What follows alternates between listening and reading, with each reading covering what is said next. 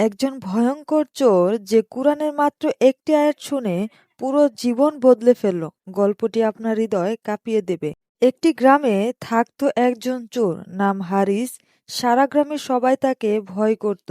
রাতে মানুষ ঘুমালে সে চুপি চুপি করে ঢুকে জিনিস চুরি করত। তবে হারিসের জীবনে একটাই ভালো দিক ছিল, তার ছোট একটা বোন। বোনটি তাকে খুব ভালোবাসতো এবং সবসময় বলতো, ভাইয়া, আল্লাহ তোমাকে পথ দেখান, তুমি বদলে যাও। এক রাতে হারিস চুরি করতে বের হলো। সে দেখলো এক বৃদ্ধা মহিলা কোরআন তেলাওয়াত করছেন।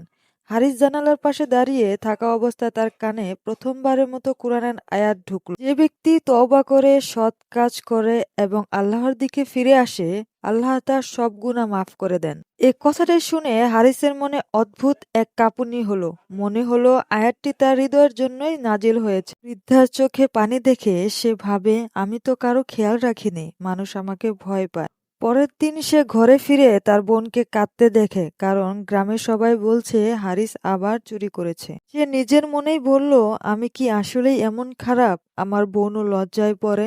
রাতে সে আকাশের দিকে তাকিয়ে বলল, হে আল্লাহ, আমি সত্যিই খারাপ, কিন্তু আমি কি বদলাতে পারবো? সেই রাতে হারিস সিদ্ধান্ত নিল জীবন বদলাবে। সে চুরি করা সব জিনিস মালিকদের কাছে গোপনে ফিরিয়ে দিল। তারপর গ্রামের ইমামের কাছে গিয়ে বলল, হুজুর, আমাকে বদলে যেতে সাহায্য করুন। ইমাম মুচকি হেসে বললেন, তোমার এক পদক্ষেপ আল্লাহর দিকে আর আল্লাহর 10 পদক্ষেপ তোমার দিকে আসেন। হারিস নামাজ শিখল, চুরি ছেড়ে দিল, মানুষের উপকার করতে লাগলো। ধীরে ধীরে গ্রামের লোকেরা তাকে ভালোবাসতে শুরু করলো। একদিন গ্রামের মসজিদে ঘোষণা হলো, হারিস এখন মসজিদের খেদমত করে, সবাই হারিসের জন্য দোয়া করবেন।